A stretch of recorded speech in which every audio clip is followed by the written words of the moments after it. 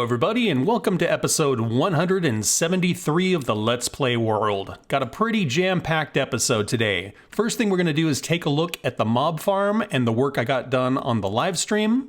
Then we're going to get a little bit of work done in our formal garden. And finally we're going to wrap up by finishing up the vault. Last weekend I went to do a live stream and I had been having trouble with latency, meaning the amount of time between when I would see a comment and you would hear me respond was quite long. And I tried to remedy that and just messed everything up. And it was awful and laggy and it didn't go very well. So I think we're going to just stick with the lag or the latency and do away with the lag. This thing is making stuff. So I basically get about one row of items for every day that I sit up there. So for our personal use, that's going to be perfect. You can see down below, got this all covered up and I put a base on the bottom. So just a little bit of work left to do in here. I would like to eventually put a filter on here to get the rotten flesh out of there. And then we'll seal this up and it'll be done. So that'll be great. The other thing I wanted to take a look at was way over here at the vault. So you might remember last episode we got to work on a vault for our valuables. And basically all we got done was we built a door. Pretty cool looking door with a combination lock on it. And a couple of eagle-eyed viewers noticed that there was a problem with the combination lock. While yes, a combination would open it, basically, you could just flip all of the switches and it would open. So yes, you had to get the correct 3, but if you flipped them all, you would still get the door to open. I've since fixed that. So you can see our combination is this, door opens. But notice if I flip one more, it doesn't work. If I flip this one, not gonna work, not gonna work. So it has to be exactly the right combination. And what I want to do is jump into a creative world and show you how I fixed it.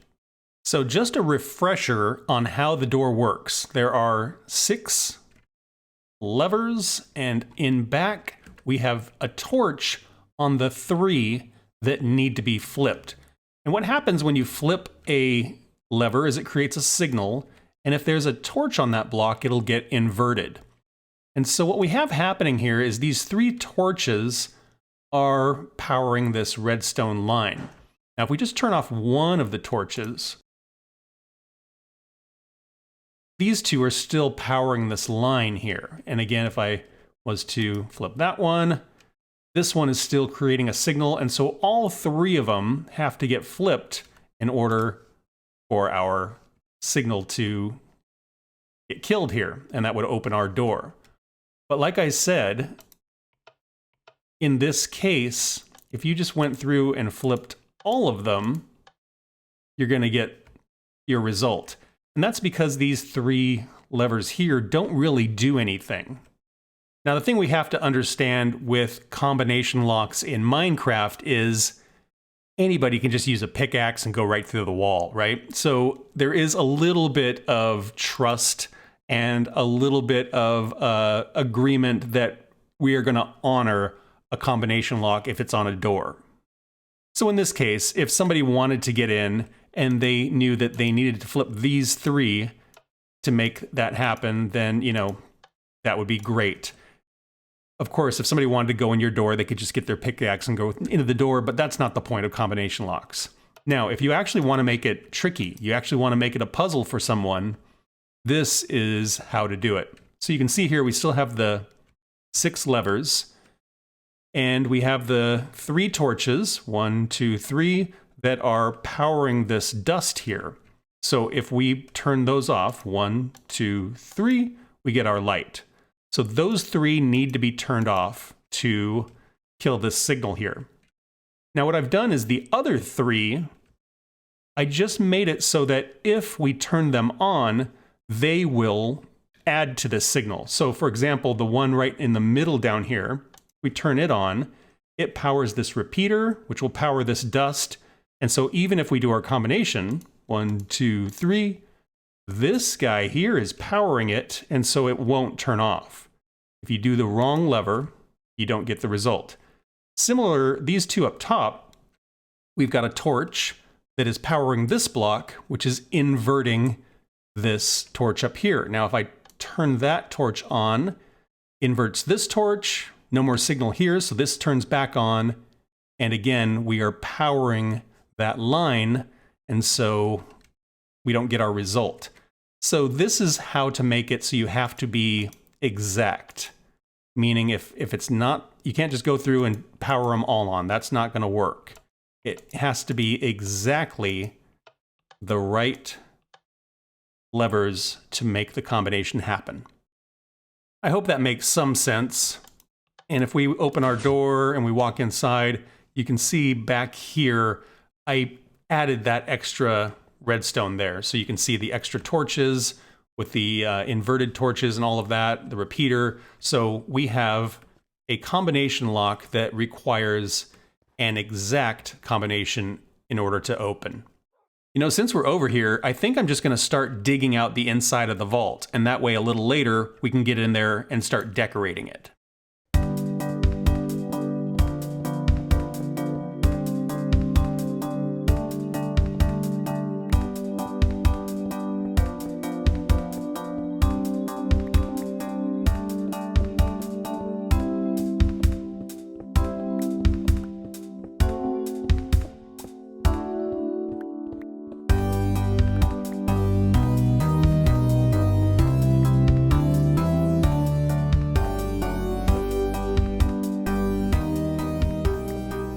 Okay, when we walk in the front door, we now have this little bit of a hallway here, and then this big old space here. Had a little bit of a gravel situation going on here. I don't know that we're actually going to make it this tall. We'll see. But this is the beginning of the vault space. It's going to be pretty big, even though there's not going to be all that much in it. So that is a great start. We will get a little bit more done over here later, but I just wanted to say, if you're new to the channel and you like the video, hit that subscribe button. It really helps me out.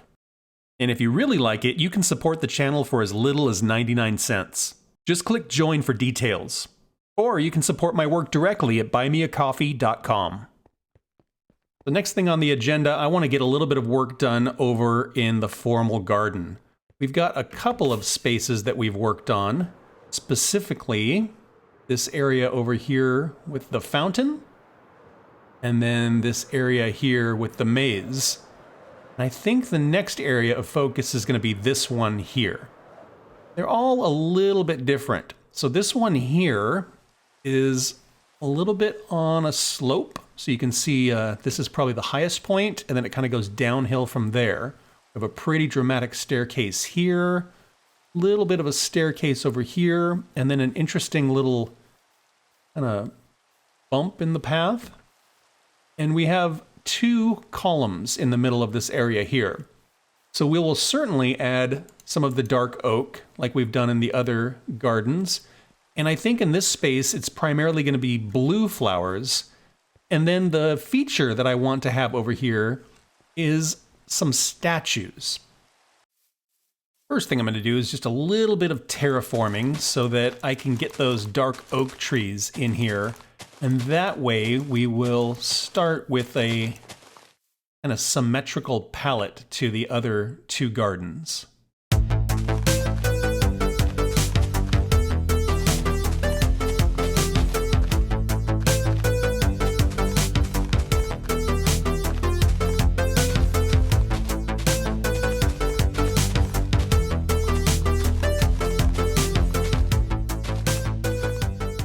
Well, that's a start. Let's go ahead and put down some trees and see how this thing looks.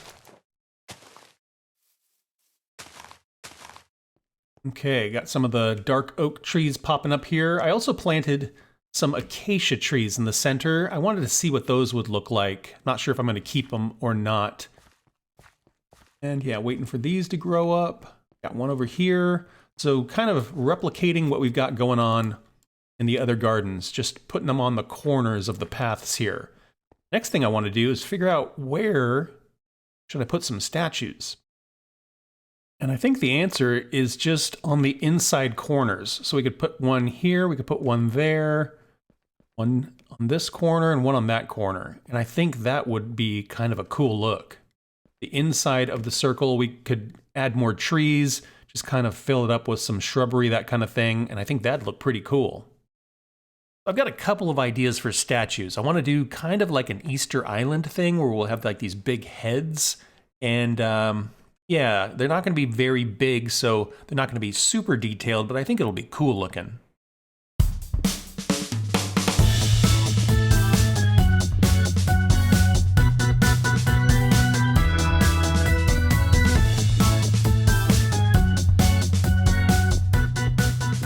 Statue number 1.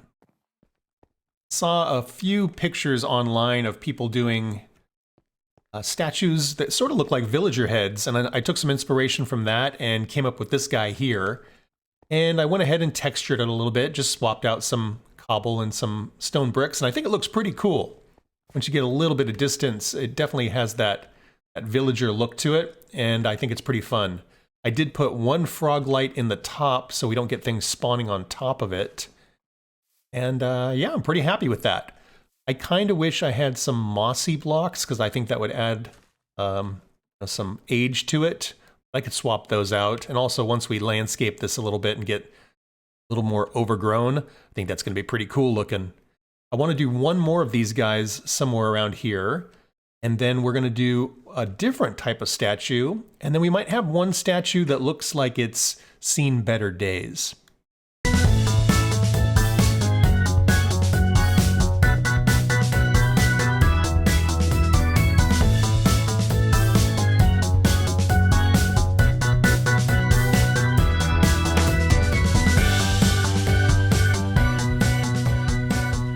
In addition to this great looking guy, I added this down here, which looks sort of like a creeper.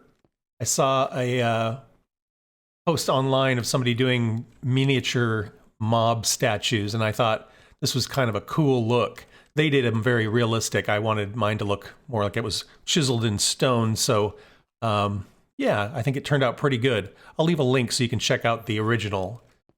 We did another face over here, similar kind of design. I think that looks really great.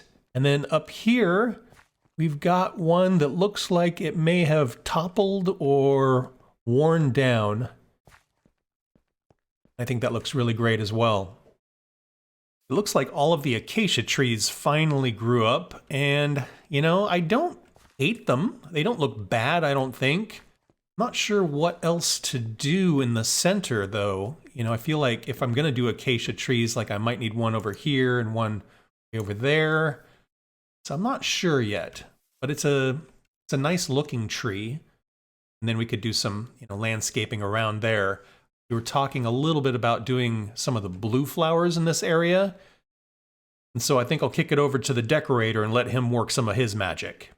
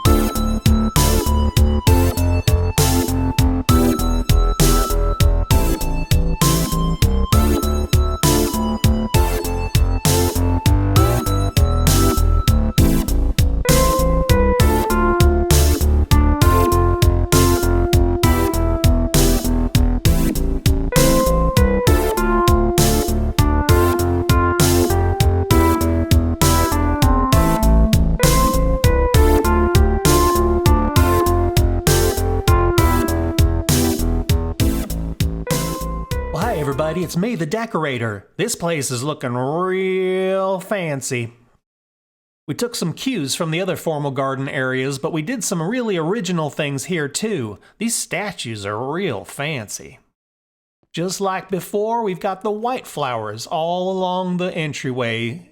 On the corners, we got some of the lilies, just to make it look a little different. As we come around, you can just see lots and lots of blue. We got not only the blue flowers, but we got the blue water to really kind of make it pop. In the corners, all about the lilies. We come along this way, see it's just real nice and blue looking. Oh my goodness. I think this space is going to fit in really good with the other formal gardens. And that's all for today. Happy decorating. Once again, the decorator's done some great work. You can see here on the map, it just looks so much more lush. And with the other two areas and this in-between area, it's really starting to get filled out. I'm very excited to start making these connections here between these formal gardens and filling all of this out. Right over here, this is our little doorway down to the slime farm. And so we'll certainly integrate something there and some paths, that sort of thing. Really coming along very, very well. I'm very happy. While the decorator is working on this, I did some work over in our vault. So if we run over there,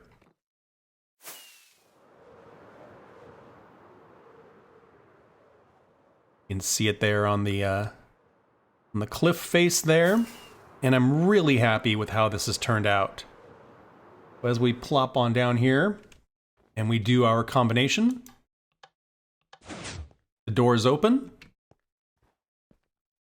and you can see we have this nice stark entryway here with a little bit of a bridge. Down here I did put some lights so that nothing spawns down there, and it creates this kind of otherworldly light, which I really, really like. As we walk into our space, you can see I have it clad in smooth stone and blue glass. And then we have these kind of ornamental columns, and I think it's an interesting mix of kind of classical and modern, which I think looks really, really great. And then on the back wall, mirroring our doorway, we've got this andesite area here, nice chest that we can put items in. I think it looks really, really great. Between episodes, I'm going to move my valuables into here so that we have all of those safe, and I think that's where I'm going to wrap this one up. Thank you all so much for watching. I hope you had fun. Please like and subscribe if you want to follow along on the adventure, and I hope to see you all in the next one. Bye-bye.